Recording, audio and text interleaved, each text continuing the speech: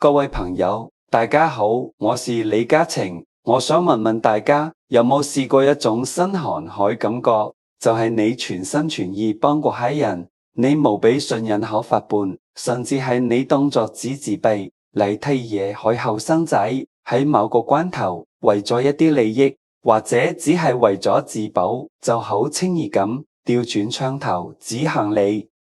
我唔係講電影，我係講現實。你可能試過，你介紹生意俾老朋友，最後佢竟然同你個客私下交易，飛起你幫親戚渡過難關，後來你需要佢做個陣，佢卻支支吾吾，怕得罪人。你悉心培養喺客術，學滿之後，帶住你喺客戶名單同技術過檔去對手公司，仲要話係你唔俾機會佢，點解？係我哋蠢嘛？定係呢個世界真係冇好人？我同你講唔係，係因為有三類人，佢哋海性格同思維模式裏面早就裝咗背叛、海程序，同佢哋交往。如果你唔留個心眼，唔係你唔善良，係你對人性海規律唔夠了解。今日我就用我幾十年嚟睇人睇事，甚至係付出過代價換嚟海經驗，同你剖析呢三類人。有人話我睇人好準，其實我唔係天生有特異功能，只係我見過太多人性喺光同影。早年創業海時候，我都因為太容易相信人，食過好大海虧，難吃虧，有金錢上海損失，有時間上海浪費，更有心裏面海含心。後來我慢慢總結，原來背叛唔係突然發生海，佢有跡可循，有規律可依。我今日同大家講呢啲，唔係教你不要信人，係教你聰明咁去信。人際關係就好似銀行存款，你要先睇清楚對方喺信用額度，先至好慢慢存入你去信任。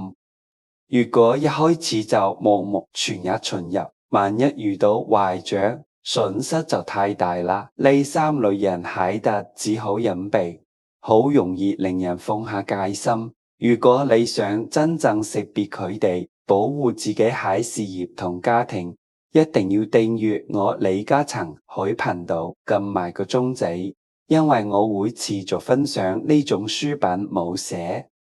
關人係最高嘅智慧，好多朋友話聽我講一次分享，頂得上自己摸爬滾打幾年，因為我講下都係實打實海經驗，係用錢同時間換翻嚟海真東西。為什麼好人總受傷？四盤的土壤與種子，我後生時都試過好多次，心寒。記得剛剛做塑膠花生意海時候，我認識咗一個同鄉，大家都係潮州人，講起家鄉話就好有親切感。我見佢為人好似幾老實，又肯做嘢，就將廠裏面一個仲要係採購崗位交俾佢。當時我好信任佢嘛，甚至俾佢喺採購預算都冇太嚴格海監管，覺得大家同鄉唔使計較咁多。結果呢，佢竟然同供應商串通，抬高原材料價格，然後將中間係沙價私吞。後嚟我發現係時候，廠裏面已經因為原材料成本過高，虧咗一筆唔少契錢。我找佢對質，佢仲要呼呼地提話自己好慘，屋企有老有細要養，係供應商逼佢海。當時我真係好失望，唔單止係因為損失咗錢，更係因為覺得自己好信任被人踐踏咗。後嚟我慢慢明白，背叛海發生需要兩樣嘢，一塊過度肥沃海，信任土壤同一粒早就存在海自私種子。我哋往往只係反省自己係唔係太善良，土壤太肥，卻忽略咗去辨認對方心裏面係唔係早就種緊嗰粒只顧自己嗰種子。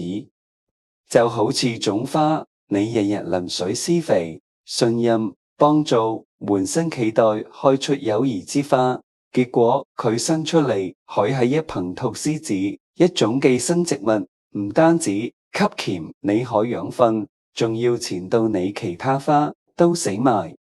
問題唔係你勤力淋水，係你一開始就冇分清楚種子。我見過好多好人都有一個通病，總係習慣用自己太善良去衡量別人，覺得自己待人真誠，別人就一定會同樣對自己。自己願意幫助別人，別人就一定會感恩。其實呢種想法好天真，人性係好複雜海，有善良海一面，亦有自私貪婪海一面。一個人會唔會背叛你，唔係睇你對佢有多好，而係睇佢內心喺道德底線有幾高，睇佢喺思維模式係唔係傾向為咗自己可以犧牲別人。有一次，我同我海老友一個做慈善好多年海老先生傾偈，佢都同我講過類似海經歷。佢資助咗一個窮學生讀大學，從本科一直資助到研究生。結果呢個學生畢業之後找到一份好工作，就從此消失咗，連一句感謝好說話都冇。後嚟老先生偶然遇到佢，問佢點解唔聯絡，佢竟然話：你有錢資助我係應該海，我又冇逼你。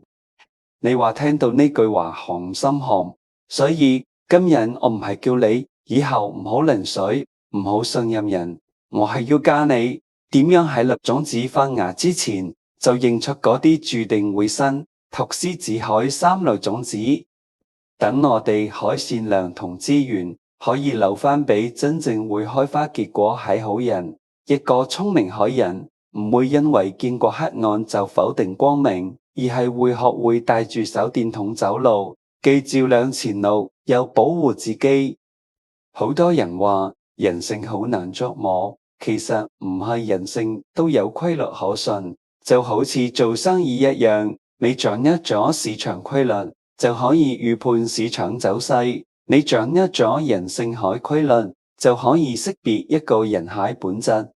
今日我要同大家講海呢三類人，就係我總結出嚟海高風險背叛者規律。認識咗呢個規律，你就可以少走好多彎路，少受好多傷。第一類人，成日抱怨，成身負能量海受害者。首先同大家講，第一類人就係成日抱怨、成身負能量海受害者。呢類人你身邊一定有，無論係工作上海同事，定係生活中海朋友，你同佢傾偈，佢開話題永遠離不開抱怨。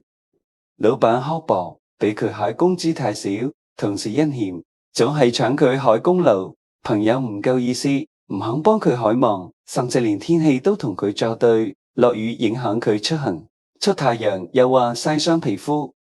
佢係人生主旋律，就係訴苦，佢永遠都係一個受害者。你同佢傾偈，初時你會好有同情心，覺得佢真係好慘，怎麼身邊害人禍事都對佢唔公平。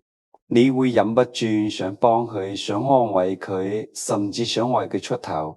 但係你慢慢就會發現，無論你怎麼幫佢，怎麼安慰佢，佢都永遠唔會滿足，永遠都有神骸抱怨。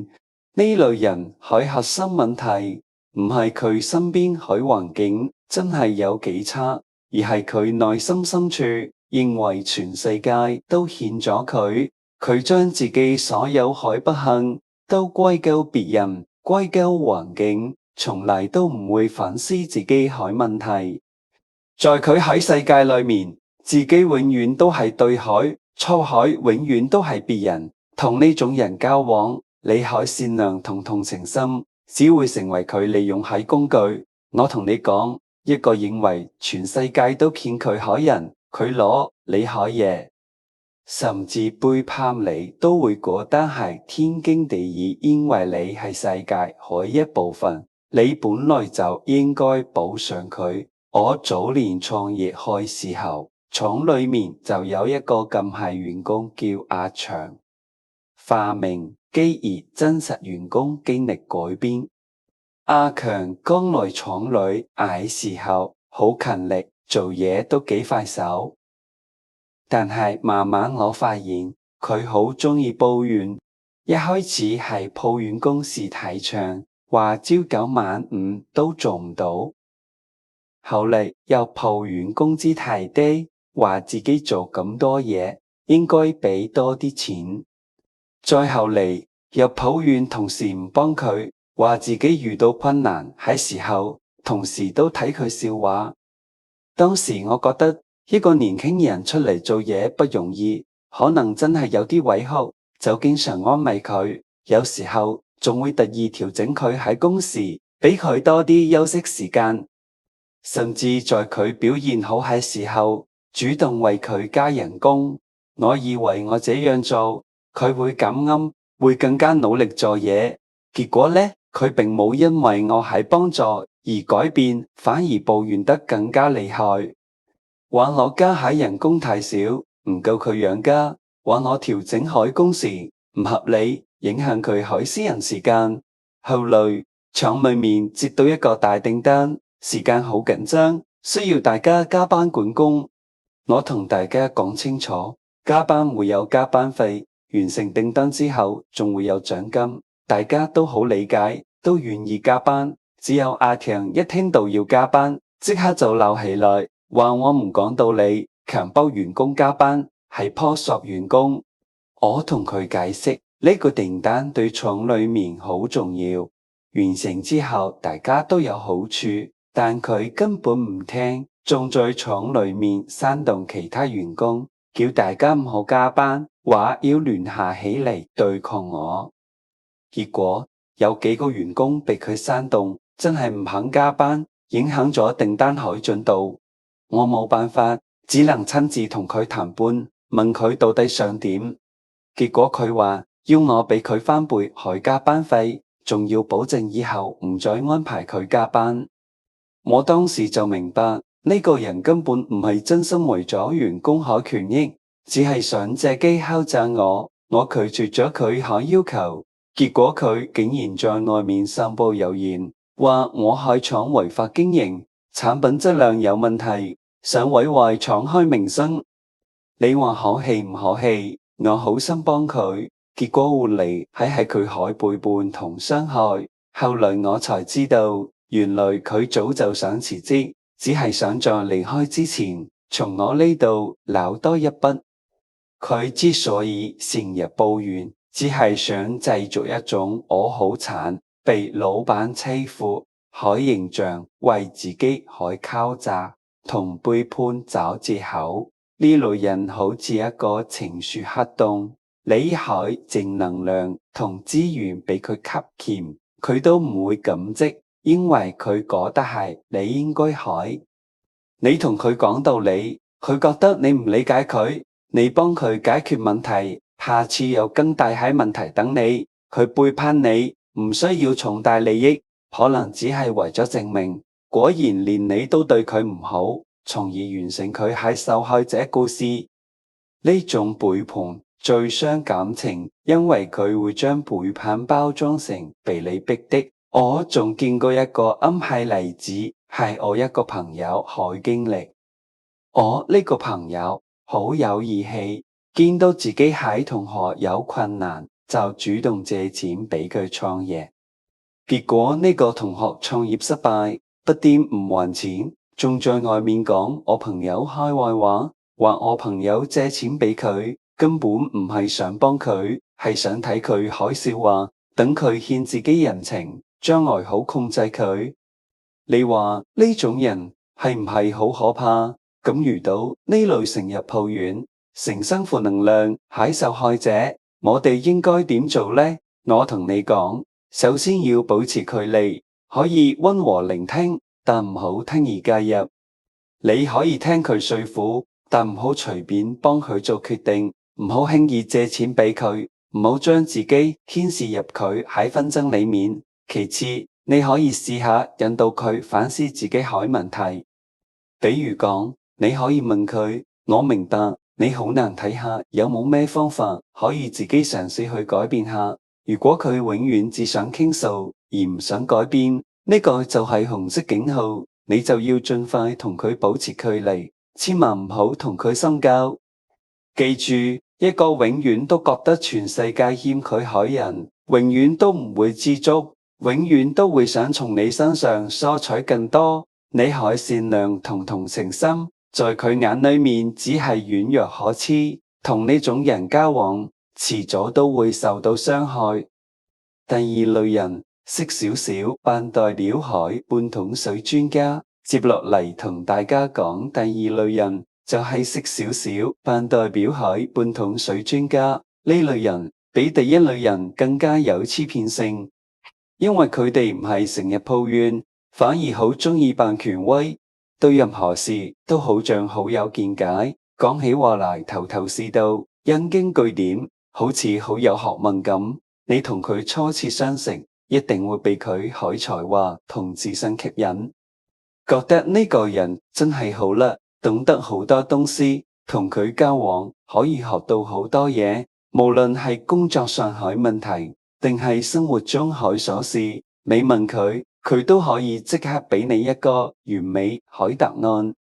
但係如果你深入一問，或者讓佢將自己海理論付諸實踐，你就會發現佢海所謂才華同見解，其實都係表面功夫，根本經不起推敲。呢類人海核心需求唔係解決問題，而係維持我好叻海自我形象。佢哋學咗一啲皮毛知識，就以為自己係專家，就開始四處傳謠。佢哋最怕海，就係被人發現自己海無知，最怕海就係兜面子。同佢合作，初頭你會覺得佢好積極，好有諗法，會將重要海事情交俾佢做。但當遇到真正難關，需要謙虛學習、承認不足、共同承擔時，為咗維護個面具，佢最可能做嘅就係推卸責任。尋找替罪羊，通常就係最信任佢愛你，甚至竊取你海成果去證明自己一直正確。我在企業擴張其海時候，就遇到過一個敢海半桶水專家，基於真實合作經歷改編。呢個人有名校背景，又在大機構做過，講起投資理論、市場分析頭頭是道，引經據典，好似好有見地咁。當時我哋公司正好想進軍一個新海投資領域，缺乏相關經驗，見到佢咁有才華，就決定同佢合作，請佢做我哋喺投資顧問。一開始佢確實提出咗好多好聽海計劃，講得天花亂墜，話按照佢海計劃一定可以賺大錢。我哋當時被佢海自信同光環感引，就按照佢海計劃開始執行。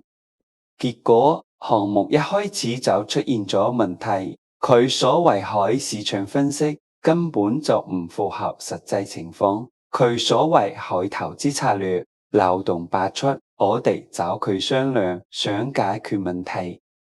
結果佢第一時間唔係反思自己海計劃有問題，反而開始推卸責任，話係我哋海執行團隊唔夠力，冇按照佢係要求去做，話係市場突然發生變化，所不可預見海風險，甚至話係我哋唔信任佢，干擾咗佢海判斷。為咗維護自己海專家形象，佢竟然準備咗一份完美海報告，將所有海責任都推俾我哋，證明自己所有海決策都係正確海。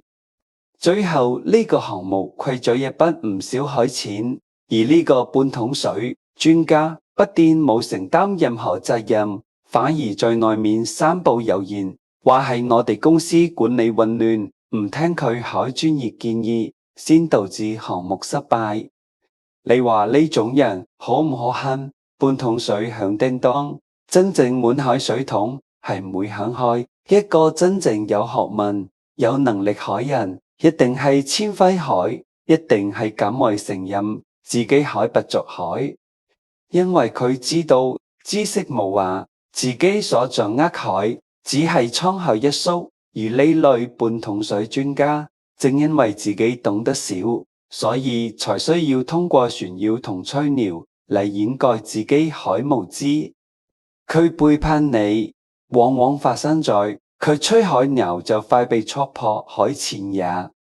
佢唔係主動想害你，但為咗唔使自己跌下神壇，佢會毫不猶豫將你推落去墊腳。呢種背叛好有欺騙性，因為佢看起來咁有才華，咁有自信，好多人都會被佢海表面功夫欺騙，直到被背叛之後，先後悔莫及。我仲見過一個咁海例子，係一個做技術海半桶水專家。呢個人學咗一點點編程技術，就自稱係頂級工程師。有一家公司請佢做技術主管，負責一個重要海項目。結果項目進行到一半，就出現咗嚴重海技術問題，佢解決唔到，又唔肯承認自己冇能力，就偷偷將公司喺核心技術資料帶走，交俾對手公司換取利益。仲在外面講係原公司海技術太落後，佢冇辦法發揮自己海才能。咁回到呢類識少少扮代表海半桶水專家，我哋應該點做呢？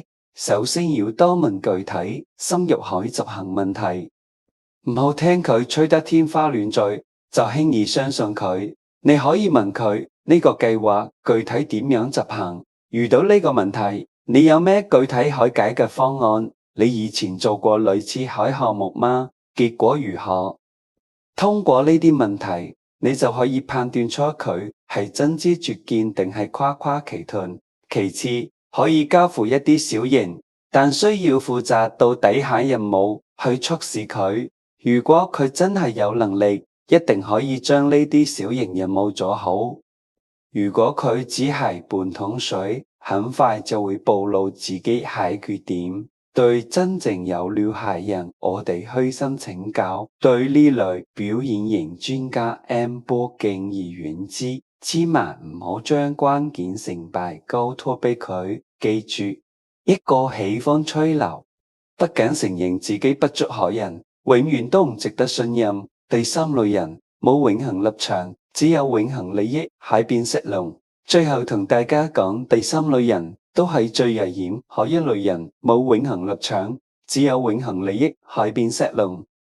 呢類人最識睇眉頭眼額，最識得察言觀色，邊度着數就去邊度，邊度勢力強就靠向邊度。佢對你熱情友好，唔係因為欣賞你海為人，唔係因為想同你做朋友，而係因為你當時有價值，可以為佢帶嚟利益。在佢海字典裏面冇原則同道義呢兩個字，只有計算同風向。今日可以同你稱兄道弟，拍住你海膊頭講笑，聽日若果你失勢，或者對手開出更高海價碼，佢轉身就會當唔識你，甚至反咬一口，將你海秘密同弱點全部出賣俾對手。佢海背叛唔係會不會海問題，而係幾時同代價夠唔夠海問題。我在商場漫長生涯中見證過太多咁海風拍人物，其中有一個例子我印象好深刻，基於真實商業案例改編，引去真實姓名。當時我哋公司同另一家公司爭奪一個重要海地產項目，雙方都在積極準備談判。為咗更好地了解對方海底線，我哋通過一個中間人去接觸對方。呢個中間人一開始對我哋好熱情，話自己同對方公司海高層好熟，可以幫我哋打探消息，甚至可以幫我哋游說對方。我哋當時覺得呢個中間人幾可靠，就將一啲唔係太核心海談判策略告訴咗佢，仲俾咗佢一筆唔少嘅中介費。結果談判海前一日，呢個中間人突然消失咗，直到談判海時候，我哋先發現呢個中間人竟然轉投咗對方陣營，將我哋告訴佢海談判策略全部泄露俾對方。更過分係佢仲幫對方出謀劃策，針對我哋海域點制定談判方案。最後，我哋雖然通過自己係努力，最終都攞到咗呢個項目，但係付出咗比預期更高海代價。後嚟我先知道，原來對方俾咗呢個中間人翻倍海報酬。呢個中間人為咗利益，毫無底線地出賣咗我哋。你話呢種人可怕唔可怕？仲有一個例子，係我公司裏面海一個高管，呢個人能力幾強，在公司發展海時候，確實做出咗一啲成績。我好信任佢，將好多重要海業務都交俾佢負責，甚至將公司喺核心客戶名單同發展規劃都分享俾佢。結果，當公司遇到一點點困難海時候，對手公司開出咗更高海薪資同職位，呢個高管就毫不猶豫地辭職咗。更過分係佢離開海時候，帶走咗公司喺核心客戶名單同技術資料，跳槽到對手公司，仲在外面散佈謠言，話公司喺管理有問題，產品質量有缺陷，勸導公司喺客戶轉投對手公司。佢哋永遠有完美理由，為咗大局，為咗發展，甚至話係為咗你哋好。其實一切都只為佢自己。同變色龍做朋友，你好難有安全感，因為你永遠唔知下一刻佢會變成咩顏色，去適應新環境。佢海鍾情，只會牢記當下最強海勢力。你順風順水時，佢係你最陰頻海支持者，每日都圍住你轉，話你海好話。你一旦逆風遇到困難，佢就係第一個消失，甚至踩多你割蟹人。我見過好多咁海人，在別人風光海時候摸魚奉承，無所不用其極；在別人落破海時候落井下石，幸災樂禍。呢種人根本就冇真正海朋友，因為佢哋從來都唔會真心對待任何人。佢哋海世界裏面只有利益係永恆海，感會到呢類冇永恆立場，只有永恆利益係變色龍。我哋應該點做呢？首先可以同佢哋進行短期界限清晰海利益交換，但絕對不能引為心服，不能分享核心秘密與長遠規劃。你可以利用佢哋海資源同能力解決一啲短期海問題，但千萬唔好對佢哋抱有任何感情上嘅期待。其次，要觀察佢對其他人，尤其係地位不如佢海人，喺態度。變色龍對上可能會阿諛奉承，但對下通常最真實。如果一個人對地位比佢低海人態度惡劣、傲慢無禮，咁呢個人大概率就係變色龍，因為佢係態度完全取代對方係價值。最後要記住，佢今日點樣為利益靠近你，聽日就會以同樣方式為利益離開你。唔好因為佢一時開熱情同豐盛就放鬆警惕。一個只講利益不講原則海人，遲早都會為咗更大海利益而出賣你。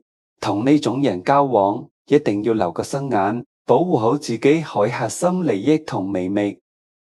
今日同大家詳細剖析咗呢三類注定會背叛海人，內心覺得全世界欠佢係受害者，唔可以接受自己唔叻係表演者、半桶水專家，同埋永遠跟紅頂白海投機者、變色龍呢三類人，雖然表現形式唔一樣，但係本質上都係自私自利、缺乏道德底線海人。佢哋海行為模式注定咗當關係遇到壓力測試時，背叛係高概率選項。我講呢啲唔係要大家變得冷漠多疑，唔係要大家唔再相信任何人。哪怕相反，認清咗邊啲人需要警惕，我哋先可以更放心、更慷慨地去信任那些真正值得信任嘅人。嗰啲懂得感恩、腳踏實地、有原則、有底線嘅人。我一生喺成就，離不開後一類登伴與朋友海鼎力支持。我始終相信，人性海主流係善良海，大部分人都懂得感恩，都懂得珍惜朋友同非伴之間海情誼。我只係想提醒大家，在信任一個人之前，要先學會識別一個人，唔好盲目地將自己海信任交出去，要學會聰明咁去信。就好似你去銀行存款，你會先了解銀行喺信用狀況，再決定存唔存款。存多少錢，同人交往都應該咁樣，做人同投資一樣，都要講究風險管理，將你寶貴海信任同時間投資喺優質海人際資產上，而唔係不斷為嗰三類注定貶值甚至暴雷海洋恬淡。保護好自己，先有力量去愛同幫助更多人。如果你連自己都保護唔到，又點樣去幫助別人呢？我後生海時候，因為唔識得識人，食過好多虧，受過好多傷。後嚟我慢慢總結經驗，學會咗識別呢三類人，學會咗保護自己。今日我將呢啲經驗分享俾大家，係希望大家可以少走一些彎路，少受一絲傷害。我希望大家都可以遇到真正值得信任海朋友同夥伴，都可以在人際關係中感受到溫暖同快樂。最後，如果你覺得今日喺分享幫你睇清咗一啲人際關係中海迷霧，請一定要訂閱、點讚同分享出去。喺我呢個頻道，我會繼續同大家分享更多關於處世、持家、觀人、把握機遇好心得。呢啲心得都係我幾十年嚟摸爬滾打總結出嚟海，書本上冇寫，學校裏面冇教，但係對你海人生好重要。訂閱李嘉誠就係為你喺人生訂閱多一份經過時間驗證海智慧地圖。無論你係做生意定係過日常生活，呢啲智慧都可以幫到你。我哋一齊學做一個既有溫度又有智慧海人。多謝各位。